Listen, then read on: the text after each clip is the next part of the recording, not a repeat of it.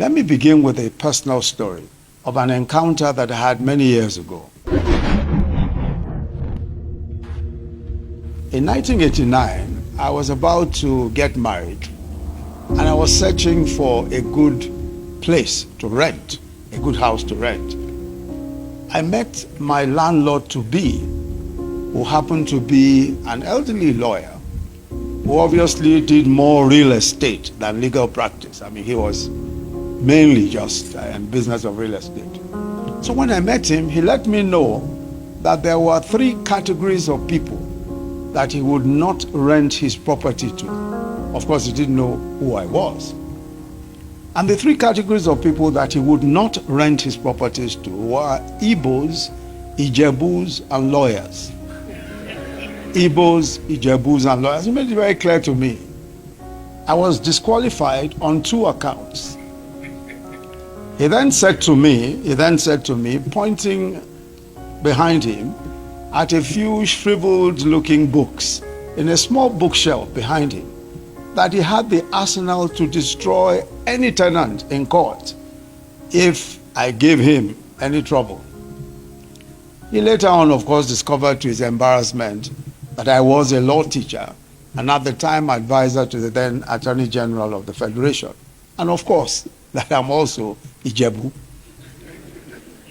I've shared this story to illustrate a point that I think is hugely important, which is that prejudice and bias are natural aspects of human nature. Everyone has prejudices and preferences that are reinforced by stories and narratives that they hear. Prejudice is a function of environment in which one is socialized and the level of exposure that one has. All across this country, different ethnicities are subjects of popular stereotypes, whether it is the notion that Ijebus are stingy, or that Igbos have an excessive love for money, or that the Fulanis are cunning, unforgiving, or more recently, violent, or that the Ebira and the Ika are practitioners of seasoned witchcraft. These are stereotypes, and they are, of course, by the very nature of stereotypes, wild generalizations, most likely to be false, and unlikely to hold up to any kind of empirical tests. But they are the narratives people have woven about other tribes and, in fact, people of other religions. Sometimes these stories are repeated so many times that they are soon accepted as facts. And when we accept these stories as facts about other people, and people of other ethnicities and people of other religions, who we have never met with or interacted with, they shape our judgments about them even before they have spoken. Elections, for example, by their very nature, tend to be already divisive. Partisan democratic competition compels us to align ourselves with the camps that most reflect our ideals and aspirations. In a diverse society such as ours, democratic competition is intensified by the socio-cultural cleavages that exist in society. This is true of any heterogeneous society or democracy. In an election cycle in which the major contenders come from different ethno-regional classes or zones, there was always a sense that the competition was going to be particularly intense. But at the same time, it would not be accurate to reduce the election to an ethnic census. As we saw, the contenders performed strongly in parts of the country other than their natal regions. Unfortunately, one of the unsavory tendencies that was witnessed in this election cycle, and has been so in previous ones, but perhaps heightened somewhat, was the weaponization of ethnic, religious, and sectional prejudices in ways that are damaging to social cohesion. Religion was quite clearly made an issue. And in some parts of the country, political biases are introduced even between denominations of the same religion. In some cases, ethnic profiling took place at polling booths. There's a popular female food blogger and YouTuber a YouTuber called Sisi Yemi, a Yoruba woman, who took to her verified Twitter handle to say, and I quote, "My husband and I were not allowed to vote. They said we look like Igbo people. I can't believe this," end of quote.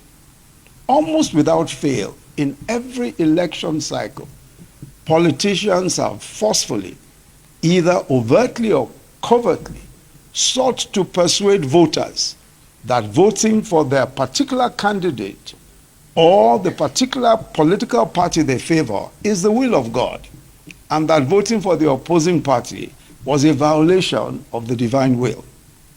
Repeatedly, we hear of prophets who support political parties, one way or the other.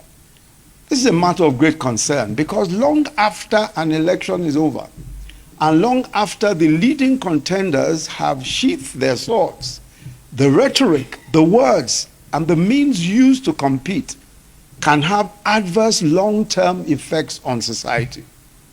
Where the forces of primordial division and polarization are harnessed for the sake of electoral gain, the venom of such devices remain and continue to poison communal relations, setting neighbors against neighbors. Some of the political rhetoric that we have heard in the course of this election cycle have been disturbing because they recall similar rhetoric used by politicians during some of the darkest chapters of our country's existence. In the First Republic, the exploitation of prejudice and incitement of hatred against ethnic communities led to the collapse of that democratic dispensation. It led to bloody pogroms and a civil war that cost in excess of 2 million lives.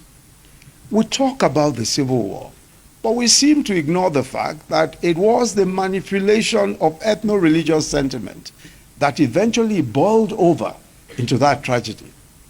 The demons released by that bloody conflict amongst brothers are yet to be fully caged, and we pay the price of that healing process every day. That is not a chapter of our history that we should ever allow to repeat itself. But believe it or not, Nigeria is changing. There are no longer any ethnically homogeneous enclaves in Nigeria. As our own nations have evolved, one of the most discernible changes that we have witnessed is the disappearance of ethnically homogeneous spaces. Everywhere across the country, people from diverse ethnic and religious backgrounds are schooling together, doing business together, commingling, intermarrying, and raising families. Our much talked about linguistic diversity is not a barrier, as many Nigerians are multilingual. Increasingly, we see that the heart and face of a new Nigeria is a socio-cultural hybrid, appreciative of the cultural diversity of our society, attuned to its culture, but also blessed with an inclusive cosmopolitan outlook. For many of these Nigerians, young Nigerians in particular, their ethnic and national identities are not in contradiction. For young Nigerians who belong to the most globalized generation in our country's history, this is especially true. Their friendships, their education, their lived experiences have brought them into contact with a favorable variety of identities and cultures in their societies and on the planet. And we see their multicultural outlook in the social networks, in their entrepreneurial partnerships, and their political activism, which transcend the old primordial allegiances. Leadership does not today, and Nigerian leadership today, does not have the luxury of toying with prejudice. The leadership elite, and when I refer to the leadership elite, I refer not just to the political elite, I refer also to the religious elite and to the business elite. We have a duty to conduct ourselves with a high sense of responsibility, even as we prosecute the contest for power. Historically conscious and patriotic elite all over the world recognize that beyond the letter of the law, beyond what the law asserts, there are lines that must not be crossed in the pursuit of political power, especially in fragile societies and democracies such as ours. One of such lines is the willful exploitation of sectional sentiments and the invocation of ethnic antipathies to mobilize a political constituency. This is the challenge of leadership in our own country today. And it's a challenge that our leadership elite face. Elites have a responsibility to discipline themselves first and foremost in the pursuit of political ambitions and the exercise of power to ensure that the fabric of our communities is not rent asunder. We must recognize that if peaceful coexistence is sacrificed on the altar of partisan politics, then all will be lost. I believe that Nigeria is neither unique nor exceptional on account of her diversity. The genre of scholarship and public polemic that makes a problem of our country's profusion of ethnicities and religions and characterizes it as a profound flaw is one that I differ strongly with. I very strongly differ that merely because we are ethnic nations that came together or that we are from different religions, for that reason it is necessarily a huge problem that is insurmountable. Our diversity is neither a liability nor a curse. It is in fact a blessing and an asset. Diversity deepens the pool of socio-cultural capital available to us. We're enriched by the frothy ferment of the vast multiplicity of perspectives which provide us with a treasury of tools for growth and progress. And I have long maintained that in Nigeria, what is at issue is not and has never been our diversity, but our capacity to manage it with a sense of fairness, equity, and justice. All diverse nations find their unique ways of managing the tensions which inevitably arise from the commingling of an assortment of people. Let me conclude with another personal story. On the 16th of July 2022, I went in for a surgery on my right femur at a hospital in Lagos. As I lay on the operating bed and I was about to be anesthetized, full anesthesia, which will put me out completely, I'll be completely unconscious for the 3 hours or so that the operation would take. Just before I lost consciousness, a thought crossed my mind that I would be absolutely at the mercy of these surgeons and paramedics and anesthesians who surrounded the bed that I was lying on. It struck me that I had actually allowed these people to take over my life, and I had to entrust them with my life. One of them was from the southeast, the head of the team was from Delta, some were Muslims, some were Christians, some were from the north, some were from the south. In fact, I suspect that one of them, who I spoke to later, did not even believe in God. Yet as I lay on that bed, it didn't seem to matter where they came from because they were experts. When we make the decisions that affect our lives and the decisions that affect our children the most, somehow we're able to ignore tribal or religious prejudices. The pilots who flew our planes or who fly our planes, in fact, the pilots about a couple of weeks ago, I was flown to Lagos by 2 female pilots. So for those amongst my team who discriminate against women, they were left entirely in the hands of these 2 ladies who flew us all the way to Lagos. The teachers who teach our children in school, we don't necessarily ask where they're from so long as they are good teachers.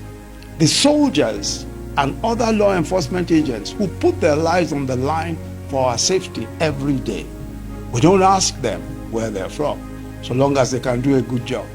Even the members of our national football team, we don't care if all of them are called Oshibajo so long as they can score. We don't care where they're from, and we don't ask those questions. This is the attitude that we must adopt always to build the nation of our dreams. Mobilizing the people of a country as complex and as heterogeneous as ours under the banner of a common purpose was never going to be an easy task. But that's not to say that it's impossible.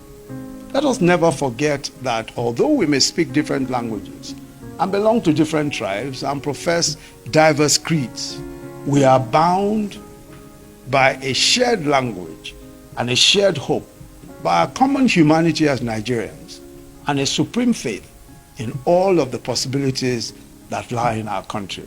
Thank you very much for listening.